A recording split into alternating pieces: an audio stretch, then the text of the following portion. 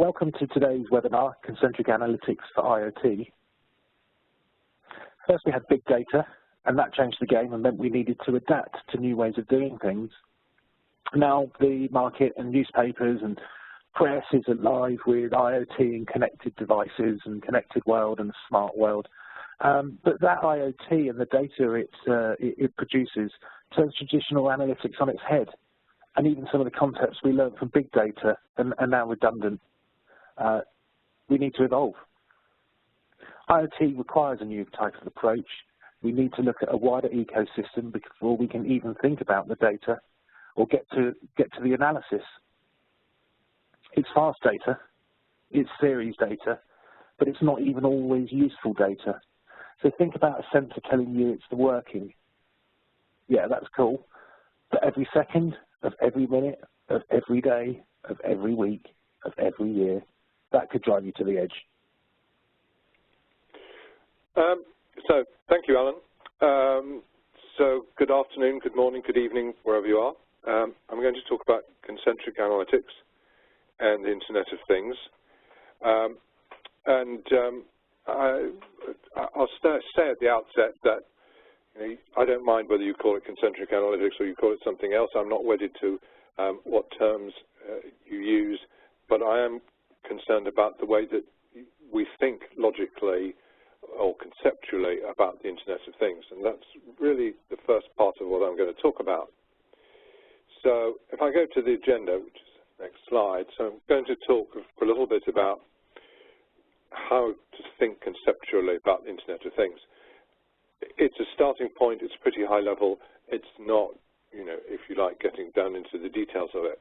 That's when I'm going to do with the issues that we have listed here. So there are issues in terms of analytics, about the governance of that analytics, about security, about where to put analytics within the whole Internet of Things ecosystem, and how you orchestrate your analytics across multiple different analytic models and business intelligence and so on and so forth. And then I'll wrap that up with some conclusions and then be available to answer any questions you may have. The one thing I will say is that I'm not actually going to talk about analytics per se. So I'm not going to talk about, how good it would be to have this feature or that feature of an analytics product. So that is not the purpose of today's talk. So anyway, what I'm going to start with is this logical model, thinking about the Internet of Things. I'm a great believer in the pictures tell 1,000 words. And so whenever I'm producing a presentation like this, one of the things I tend to start doing is I look at Google Images to see what's available. And this is the sort of thing that if you use Google Images for Internet of Things, you get up this sort of rather amorphous diagram with something which might or might not be a cloud in the middle. And to be clear here, you might well use cloud within an Internet of Things environment, but on the other hand, you might not. So anyway, but this is, if you look at the individual icons here, they're all sort of household goods and, hardware.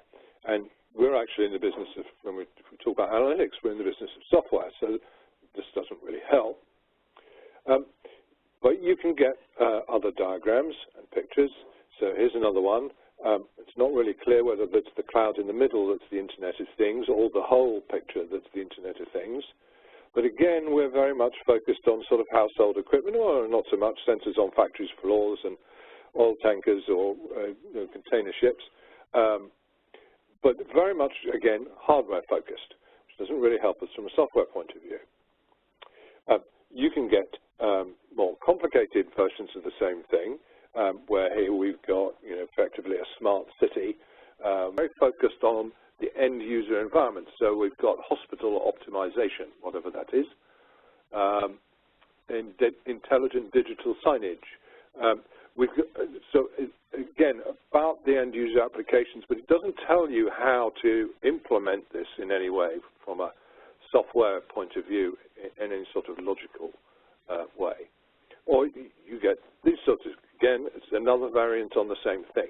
you've got some sort of sense of an inner circle in all of these diagrams and outer sets of capabilities, but it's not as simple as that. And that's what I need to talk about. There's also, you get these sorts of things. If you start looking at the software, you'll find that people are putting up diagrams like this, which frankly I think is a complete waste of time. I apologize to whoever put this together, but it's simply not useful. It's too busy. I don't understand why things are in one box and not in another box. So let's leave that behind. So what do we really have in the Internet of Things? So first of all, at the outside, you have sensors. And sensors, as far as I'm concerned, sensors are actually less intelligent than this dog, because dogs do have some intelligence. But sensors are things like thermometers, or barometers, or wind gauges, or tire pressure sensors. Or, in other words, they are just devices that measure stuff. The reason why I think it's important to think of it that way is because I think again, as part of this conceptual model, to have a clear idea of what things consist of. So, anyway, at the outside, at the edge, we have sensors. You may have sensors built into devices. Now, I'm defining a device for the purpose of the discussion. You can call it something else if you want to, but I'm calling a device some sort of physical thing which has one or more sensors built into it, but also has some smarts in it, has some intelligence, has some processing capability. I'll give you an example. So an example would be in a cell phone tower, you want to collect information about drop calls. What historically happens with drop calls is that the first time the call center, the telco, hears about it is when the customer calls up to complain. And the reason for that is because all the call detail records get passed up to some central processing unit, to the data center, whatever. There's so much traffic, it takes a while to get there, it takes ages to be processed. So what potentially you can do, and some companies are doing this, is to have a device in the cell tower which basically all the successful calls just get filtered out. It just captures drop calls and sends that information through to a call center so that the call center can take action before the customer calls up and complains. So there you've got a sensor, something collecting the call detail records and recognizing that the call has been dropped. And then you've got some intelligence because you're doing you're filtering out all the rest of the stuff, everything that worked correctly. So that's the sort of thing I mean by a device. And in case there was a science fiction film 2 or 3 years ago called Devices, which is hence this slide. I haven't seen it. So the next thing you may have is gateways. And there are various different types of gateways. So the bottom left here, you've got the St. Louis Gateway. In the middle there, you've got the gateway to India at Mumbai. And then you've got a stream. So gateways may be streaming devices. In fact, the devices I was just talking about in a cell tower would be a streaming device. So you may be doing stream processing and analytics in real time. You may not be. Depends on the use case. You may have tiers of gateways. So typically what will happen is you have a bunch of devices, or possibly just sensors, collecting information and then passing that through to a gateway. That gateway does some processing on it, on the data it's collected, and then passes that on perhaps to another tier of gateways. So you might have a regional gateway and then a national gateway, multiple regional gateways feeding into a national gateway, and then multiple national gateways feeding into some central data center somewhere, if you're a multinational company. So you can have whole tiers of these gateways doing perhaps more sophisticated analytics. Or actually in some cases it's quite simple. It's just filtering or aggregation. It's quite, it's limited functionality, more what you associate with business intelligence or operational intelligence, whatever. But the point is that you have these intermediate layers. Beyond the base sensors and devices, you have gateways. And then you have some sort of central processing function in the data center. And again, there's may be typically two types. You may have operational processing, where, for example, in a smart metering application, you need to collect the smart meter data in order to create your invoices so that you can bill clients. It's fairly straightforward. It doesn't require any analytics as such. But then you may want to push that data through to a data warehouse and do some sophisticated analytics on that.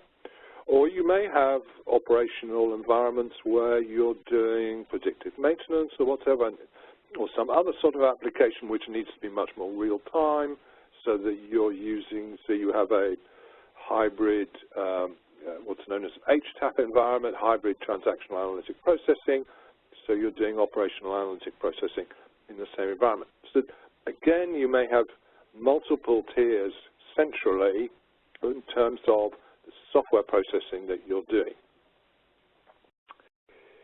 So how do you represent all of that? And I apologize, the title of this slide is, ignore the title of this slide, it's completely wrong, it's been left over from something else. But basically, okay, so you could represent this as a tiered architecture, where you've got the edge down at the bottom, and then if you information gradually flows up through the stack. I don't particularly like that representation, which is why we've come up with this sort of representation. So here I've got sensors feeding into gateway processors, outer and inner, and so forth.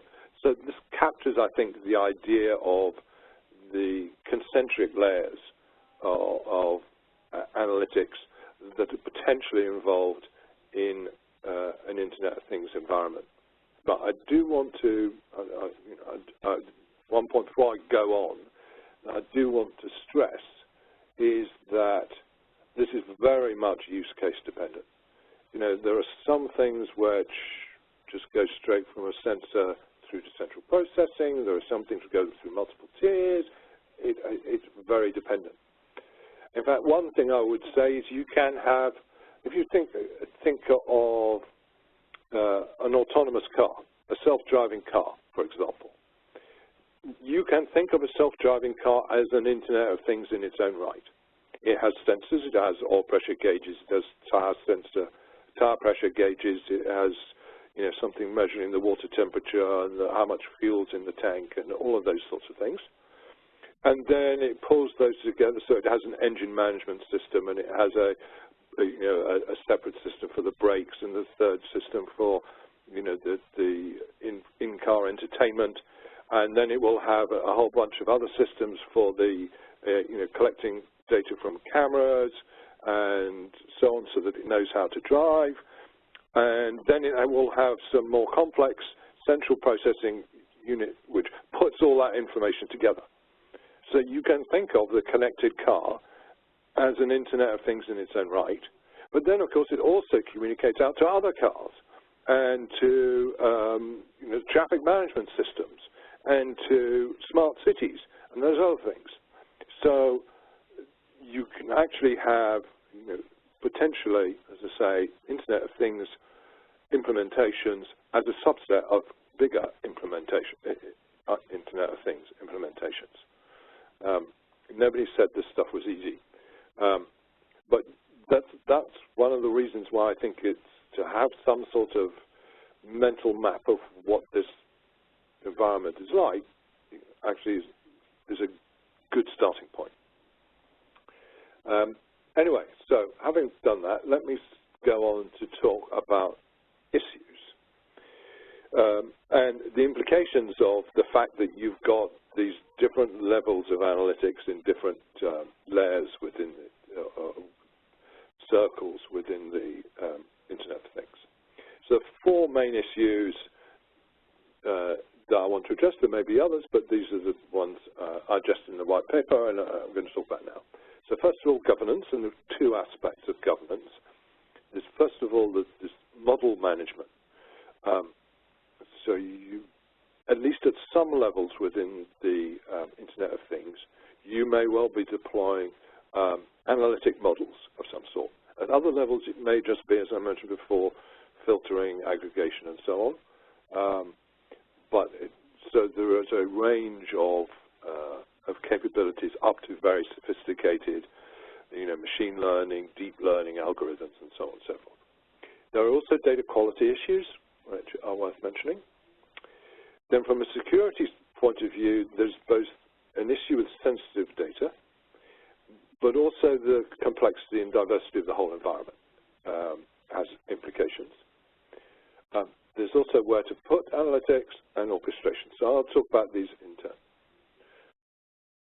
So first of all, model management. So there are lots of different types of models which can be implemented at different levels within the IoT architecture that you have. The point is that these models need to work together. So whatever level of complexity your various models have, whether it's at the edge, in gateways, in some sort of in your data center, you want those models to be able to work together, to be able to pass information from one layer to the next layer in an easy manner. You also want to be able to deploy new models and updated or changed models in a way that is easy to do. So presumably that's going to be implemented from some central point, and you say, right, circumstances have changed, or we're moving on to the next phase of our project. We want to update the models we've currently got in place, or perhaps we want to install some models that further towards the edge than were originally done, or we want to, all of those sorts of things. So you need the ability to manage models, to deploy them easily, to update them easily, and so forth. There are also governance elements to that.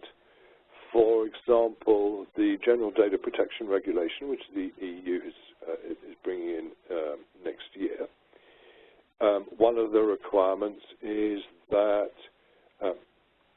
you're not allowed to, basically the concept behind this GDPR is one of informed consent, that you can only use people's information for analytic purposes, if this is the case, providing they have given informed consent.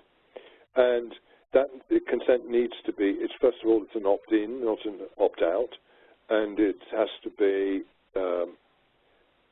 simply explained in easy to understand language what you're going to do with that information. Now, one of the provisions is that people under the age of minors, children, are not allowed to give consent. So one of the governance elements for these models is that if you're dealing with personal data, and obviously in a lot of environments you aren't, but in some you are, then there needs to be some sort of way of checking the age of the person who's giving consent. And simply asking people to tick a box is probably insufficient for that. And given the size of the fines for breaching the GDPR, I think people are going to have to implement some more sophisticated capabilities when they're collecting the data as far as, to support your analytics. Anyway, that's a bit of an aside, but it's important. The second, oops, I've gone too far. The second aspect of governance that I want to talk about is what we might call traditional governance. Now, there are a number of problems here. So first of all, quite a lot of sensors are battery-based. And, of course, batteries run out. They run down, they drain, and you may suddenly find that the sensor's gone offline.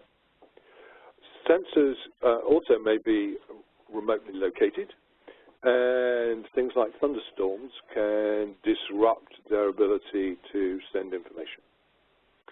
So all of that means that you can get missing data, you can get invalid data, data can arrive late. Frequently, data arrives out of time sequence, and you need to be able to understand that. You can also get duplicate data. That's very common with call detail records in the telco space. For example, if you're driving, well, hopefully you're not driving in your car and on a cell phone, but if you are moving about and on the phone, you can move from one cell mast area to the next cell mast area. It's a simple example. Suddenly you have two call detail records about the same call. So you have deduplication issues. So all of those sorts of issues need to be catered for by the software, but you really don't want to have to put in, you know, a traditional data quality tool to do that. One of the things, I think there are two things that are important to bear in mind that I haven't mentioned yet. First of all is you want to minimize the amount of traffic across the network, because potentially, you know, you could kill the network with the amounts of data that some applications may be collecting. So you want to minimize network traffic. You also want to minimize the footprint at in each layer within the Internet of Things. So whether it's at the edge, in gateways, in sensors, in devices, you want to minimize the footprint there. So I really don't think you want some sort of separate data quality tool or software implemented out at the edge or in gateways to do all of this, to cater for this potentially bad quality data. You would really like to have it within your analytic environment that can cater for this sort of information. Because we're not talking about the sort of data quality in conventional data where you want to check that somebody's put in the wrong zip code or postal code, or, you know, they've mistyped their address or name or whatever, because we've got effectively machines collecting data that is, generally speaking, reliable, and we don't have that sort of matching and cleansing exercises you would in a conventional environment. And one other point, however, is that often, as far as governance is concerned, when it comes to processing in your data center, you'll often be combining conventional data with non-IoT data. That probably does need to be cleansed in advance. For example, I mean, you're collecting information from a connected car. Well, but you may, okay, so you're a garage or you're a motor manufacturer. You also want to collect information about the driver. And that would be from your back-end systems, your CRM systems, so on and so forth. So that needs to be brought in. Anyway, enough about governance. The next point I wanted to talk about was sensitive data. So this is a slightly old slide, a picture I picked up, and it's talking about different things that you can do with sensitive data. So you can encrypt it in flight, you can have message level security, you can have sensitive data masking. There refers to static data masking and what they call their content context aware data protection is what we would today call dynamic data masking. The point is that you may, if you are dealing with sensitive data, you may have to encrypt, mask, or tokenize it. The more you can not transfer that data, well, 2 points. First, if you don't have to move that data across the network, it will be safer. It also reduces network traffic. Secondly, you really don't want an environment where, if we come back to analytics, suppose you mask the data in some device out at the edge, and you pass it to a gateway which does some processing. Now the gateway needs to understand how you've masked the data, and each step through from the edge through to your data center needs to understand the masking that you've used. And if you have multiple different analytic products, I'm working my way around here to suggest that it makes sense to have the same analytic product at each level within the IoT. Because if you have to mask, again, I think masking should be in the analytic product, if that's at all possible.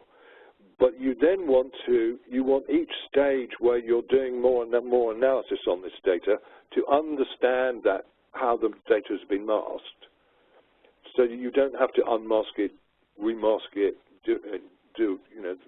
that would be totally counterproductive. Second issue about security is more generic. The more complicated you make the Internet of Things, the more, in terms of the number of different bits of software, the easier it is for somebody to break in and create a security breach. It's because it's the easiest place to break into something is where you've got two different systems that join together. It's in those interstices, the interactions between systems, that you're arguably you're most vulnerable. So the more different pieces of software that you have across your Internet of Things environment, the more complex it is, the more potential opportunities there are for bad guys to come in and do things that they shouldn't. So next, where to put the analytics? Now, as Alan mentioned, I've been in this business since the early 70s. Back then, I was a big Yes fan, and this is album art from their Close to the Edge album.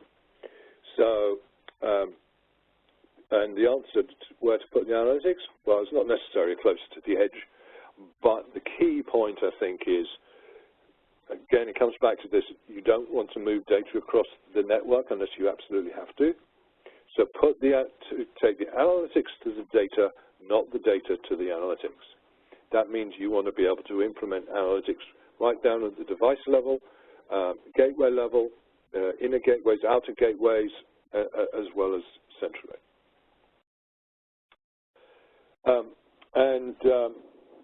And finally, orchestration, bringing it all together. You want to be able to have this whole environment work like an orchestra works. That's why we use the word orchestration, because as one harmonious whole. In my view, the fewer moving parts that you have, and by that I mean different software bits and pieces, the better. That will reduce, or should reduce, network traffic. It reduces security risks. It makes the management of models much simpler. It makes their deployment much simpler. It just basically simplifies the whole environment. So that's would be my recommendation. And with that, let me go on to some conclusions. So you need to manage analytic models across the whole environment. As I said, some of these may be very simple. They may be just filtering and aggregating. So you have to use the term analytic models in its broadest possible sense. You may have data quality processes within analytic capabilities at the edge. It would be useful if you did. Certainly if you have streaming capabilities, that will require it. If you can retain sensitive data at the edge, mask it there and just send out the filtered or aggregated results. It will be much better than having to move mask data. And again, you'd like that any masking that needs to be done within your analytics environment, rather than having some third-party masking tool. Reducing complexity will improve security. It just reduces risk. Move the analytics to the data, not the data to the analytics. So you push your query processing, your analytics, your business intelligence, whatever it is, as far out to the edges as possible. So you have you'll have no doubt some stuff on the edge and some stuff that's in gateways and multiple tiers and gateways. But very much use case dependent, but that's the basic concept. The analytics across those different parts of the environment need to be coordinated. So as a conclusion, what does all that mean? I think, and this is my personal opinion, that if you have a single source for all your analytics and your business intelligence and your query processing, that would be a good thing because it simplifies everything. That tool needs to support both batch processing and also real-time and streaming capabilities. Again, that's obviously use case dependent. You might not have a streaming requirement, in which case that doesn't matter. It will help if it has built-in data quality and masking processes, and it should have model management capabilities. And from a technical point of view, I haven't really talked about this, but you'd like it to support things like PMML, that's the predictive modeling markup language, which is supported by a number of the leading analytics data mining vendors, and it allows you to build models in third-party environments and import them and use them. It means that your deployment of analytics within the Internet of Things is decoupled from the environment that you use to develop those analytic models. Now, you might argue that it would be a good idea to have the same product for all of that, but it means you don't have to. In any case, that's a whole different discussion. But those model management capabilities, to have a central repository of those models, to be able to monitor change, manage change, deployments, new deployments, and so on and so forth, is pretty much essential, because one thing is for sure, your Internet of Things environment won't stay the same over time. So with that, I think I'm done. So Alan's taken back control, I see. Thanks, Philip. I knew what was coming because I'd seen your slides, but I really liked the way you brought that to life, and thanks for your time. In just 5 minutes, what we'll do is we'll throw the floor back over to Philip, and we'll have some questions. I see a few of the ones that have come in so far. Philip's answered a couple of the ones that have come through, but we can re-ask those, but please take a moment of time to think about how you'd like to utilise Philip and his experience while we have him on the call today.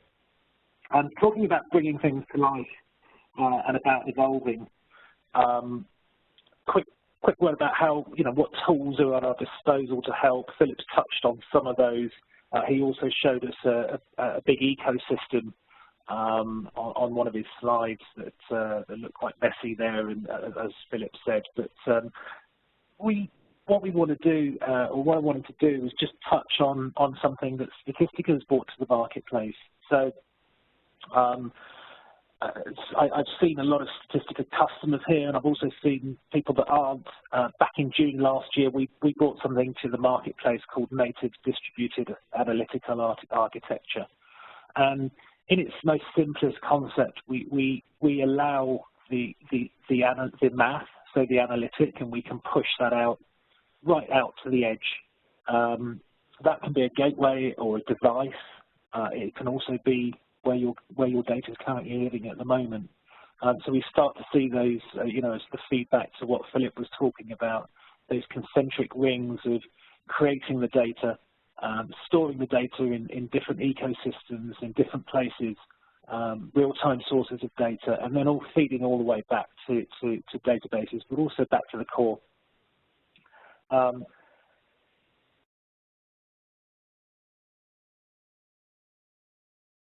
Hot off the press, in January the 31st of this year, Statistica launched a new offering, and that was the availability of Statistica Edge and the launch of a new IoT partner program.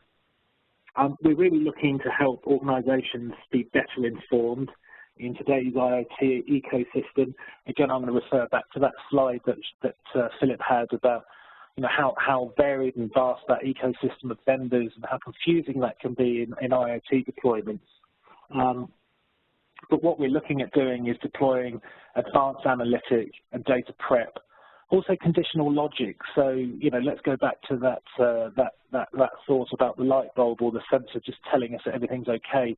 It's not we don't need that.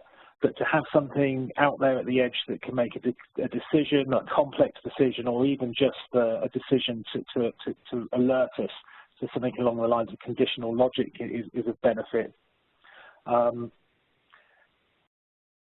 gonna refer again to that ecosystem, the partner ecosystem, the ecosystem of vendors, and it can be very complex. Something else that Statistica launched, as well as the Edge product back in just a few days ago, is an IoT partner program, and that was specifically to address the industry's lack of end-to-end single vendor solutions, and the fact that people's specific requirements are very different.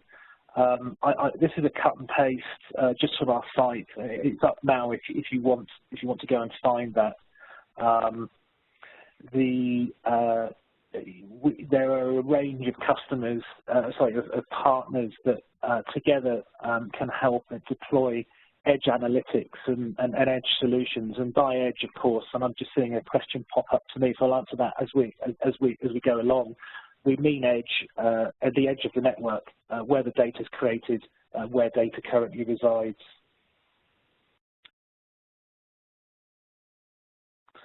We suddenly are then able, alongside partners, you'll find as well on our site as well, we've also created solution briefs. So we've looked at specific problems in the marketplace, what people are trying to address, and then with a concise set of solutions. Not everyone's got the answer, but based on use cases, bringing solutions to life. In this case, we're looking at factory performance data, real-time machine data. We're bringing that in, mixing that with cloud data. I'd very much like to just point out that those arrows from the Statistica platform are bi-directional, and I think that's one of the beauties and really leads into what Philip's been talking about Edge. This is all very new.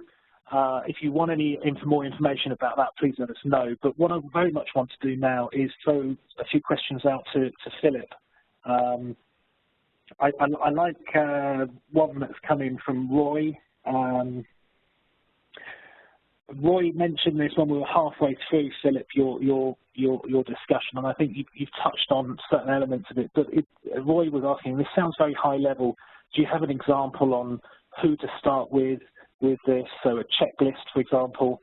And Roy went on to say the who equals how. Yeah.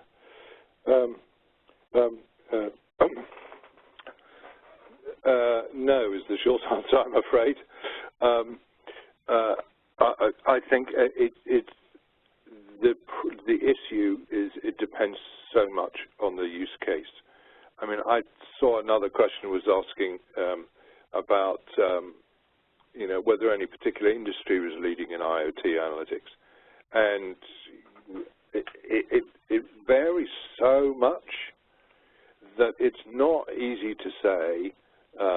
And also there was another question, who are the three leading analytics vendors?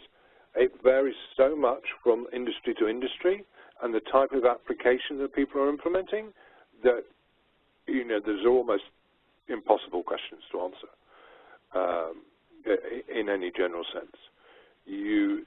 what would be appropriate for a telco would be completely different from a motor manufacturer to, a Shell or a BP, for example. And so, unfortunately, it's not easy to give that sort of guidance at any sort of generic level. It's just too different. Just think about, for example, the difference between smart metering, which is capturing, your and my usage of electricity. Now, as far as, there's some capacity planning going on in a data warehouse somewhere, but basically the rest of the data that's being collected is for invoicing. That's not very sophisticated or complicated in a way. There are lots, there are millions of meters potentially, so there's a lot of, you have a lot of gateways doing, trying to, collect this in some sort of sensible way. But the actual amount of analytics is going to be relatively low until you get through into your data center and your data warehouse. But then you take a connected car, and that's completely different. There's loads of stuff being transmitted in real time. So, you can't make generalizations, unfortunately. I wish I could. Sure. I've got another question here, Philip, for you. You mentioned filtering and aggregation as basic analytic functions on the edge. How complex can analytics become there? What's your thoughts on that? Well, they can become quite sophisticated. So, for example, in wind farms, you would like your, you've got sensors in your wind farm which are collecting details about the wind direction and the strength of the wind and whether it's raining or not raining and, and the air pressure and, whatever other meteorologial stuff you need to collect. And then you want to be able, basically, to, in the wind farm, in fact, on the individual wind turbine, you want it to be able to adjust its blades according to the information it's collected. You don't want to have to send that information through to some central place and then send it back and then send a result back. You want to do all that calculation, there and then. And I mean, I know one company, I think they who've implement exactly that. And if memory serves me correctly, there were 20% savings or improvement in terms of the power generation they were able to get because they were doing it locally. So the answer is you can get pretty sophisticated at the edge. Okay, thanks for that, Philip. I think that kind of leads on, and we'll probably finish on this because we're coming up to the end of our 50 minutes that we informed everyone would be on for today. But I think this leads nicely on, Philip, for you to answer. Are there any particular industries that are leading in IoT and IoT analytics? Well, I mean, you might even be able to answer that better than I can. I think telcos, are fairly advanced. I think companies in the energy sector are fairly advanced. Some more than others as far as smart metering is concerned, but certainly on the sort of wind farms I was talking about. There's a lot of talk about it in manufacturing environments. How much is actually being done, I'm not sure, to be honest. Motor manufacturing are certainly building this stuff into the new cars they're producing, but how much of it is in real-world situations, I don't know.